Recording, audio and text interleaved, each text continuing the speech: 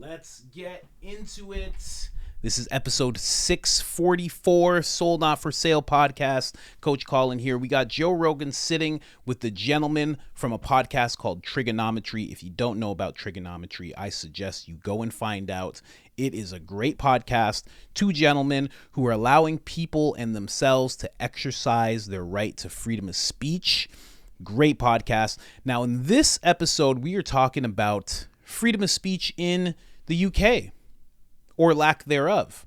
We're talking about people getting arrested for making certain tweets, social media posts, and what happens to them. But first, before I show you the Rogan clip, because I got a Rogan clip for you, I have an example of someone getting arrested for something they said on social media. But before those two things, I want to show you this.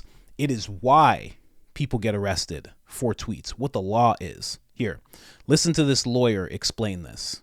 127 of the Communications Act 2003 says the following. A person is guilty of an offence if he sends by means of a public electronic communication network a message or other matter that's grossly offensive or of an indecent, obscene or menacing character, or causes any such message or matter to be sent. A person is guilty of an offence if for the purpose of causing annoyance, inconvenience or needless anxiety to another, he sends by means of a public electronic communications network a message that he knows to be false, causes such a message to be sent, or persistently makes use of a public electronic communications network. Now, this creates two different offences. First of all, the offence in section 127, subsection 1, which is where a person has sent a message or made a post that's grossly offensive or of an indecent, obscene or menacing character. It also includes where a person causes that message or post to be made, even if they didn't directly type them and click send. And then there's the second section, section 127.2, which is where a person knowingly sends a false or untruthful message or post for the specific purpose of causing annoyance, inconvenience, or needless anxiety to another. It can also cover where a person persistently makes use of a public electronic communications network.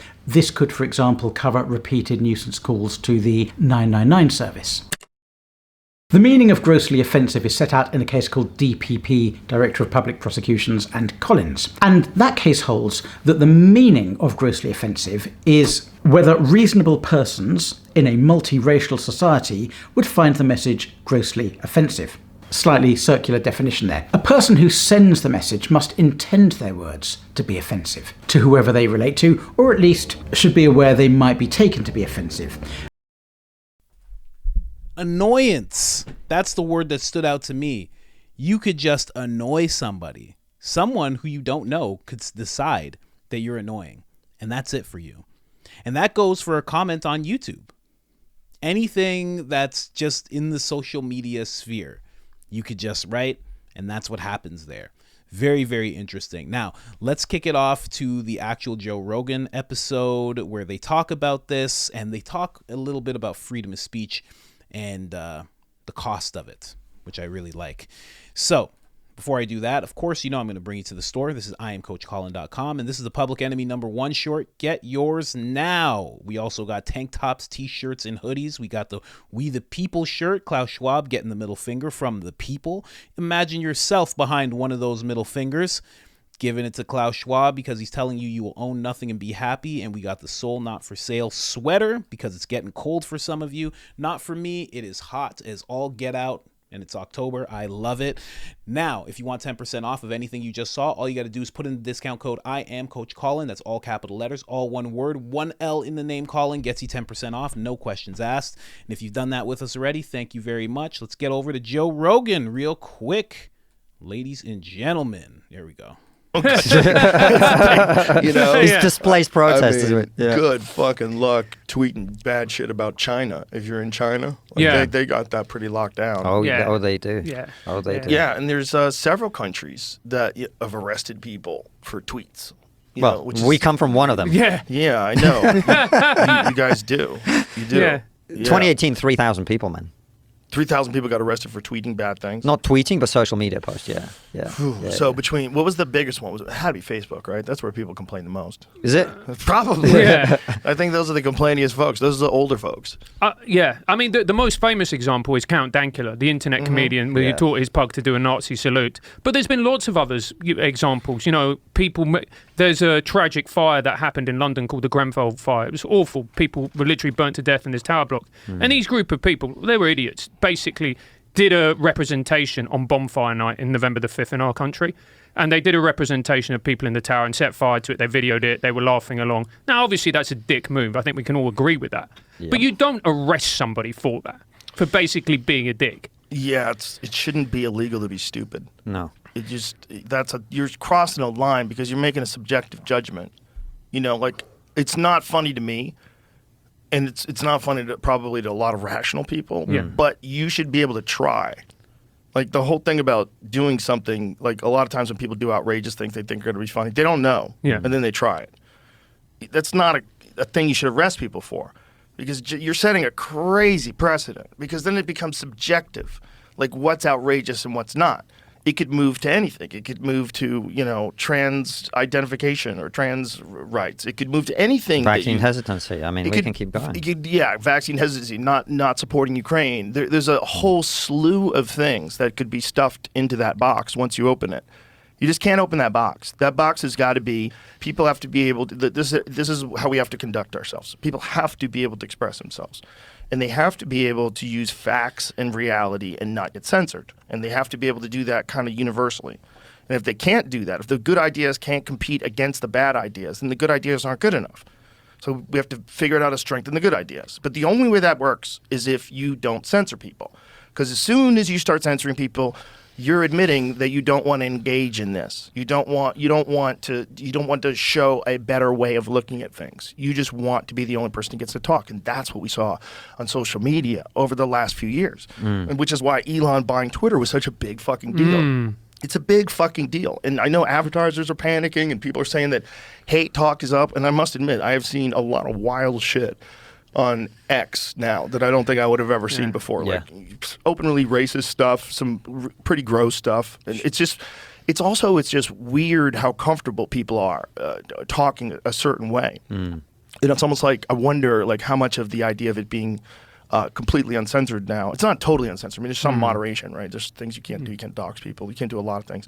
And they can't catch everything either. Like how many, didn't they fire like most people? I mean, nothing much changed though. Like I didn't feel it terrible. I think that in terms of the hate speech stuff or whatever you call that, whatever it is, that's just a product of the fact that they're not moderating as much. And I actually think, I mean, what you said was, just preach on that. But I also think on top of that, we have to, those of us who believe in freedom of expression, we have to also admit that freedom comes at a cost and it's worth paying. Yeah. That's what we have to be honest about, I think. We have to say we're getting freedom at the cost of some discomfort. Some people are allowed to be dicks. Yeah. And that's the price we're willing to pay. I mean, freedom always comes at a cost, right? And it's trade-offs. You could make the country really safe if you lock every man between 18 and 40 in a prison. But we don't do that because we understand we can't do that, right? Despite what some feminists want. Freedom comes as a funny. Freedom comes at a cost. It most certainly does. 100%. And that cost is very small. When the cost is just someone else gets to talk and they get to say their piece to you, but they don't get to silence you in what you're saying, but they get to say, this is my opinion. I get to say, this is my opinion. Like that's the cost. It's a very small cost. And, you have to notice that when people, like Rogan said, want to be the only ones that are talking and they don't want to hear anybody else or they don't want any debate to what they're saying, it's usually because they're lying. It's usually because they're lying or they have something sinister in mind that they're trying to get over on you. Whether it's something sinister towards your own health or it's something sinister towards them making a whole ton of money, whatever it is, There's usually dishonesty afoot when people get like that. So it's very, very interesting. In terms of the hate speech on Twitter, I have not noticed it. I'm going to throw to a clip now of a gentleman talking about his experience getting arrested for something that he said out in the UK. It's such a wild notion to think about someone having that happen to them because they tweeted something or wrote something on Facebook or Instagram or commented on YouTube. Imagine that world. Now we live in a world like, North America, you live in a world where you can comment a bunch of things on all sorts of platforms. And what might happen is you might get shadow banned. It's very bad and it's very devious. But to have the police actually knock at your door, I don't know. It's a completely different vibe. But you have to remember also, we're not that far away. I mean, James O'Keefe reported on something and had the FBI raid his house. Matt Taibbi reported on something, and then someone from the IRS came, like an IRS officer came to his house and tried to kind of intimidate him. Trump decided to run for president, become president, and talk about the intelligence agencies and say that he didn't like the way they were operating and saying that they're incompetent. And then, Chuck Schumer goes on Rachel Maddow's show and says, you know what? They're pretty upset with him and he'd be pretty dumb to go against them. And they got 6 ways from Sundays to get back at you. We're not that far away. That stuff's just as sinister.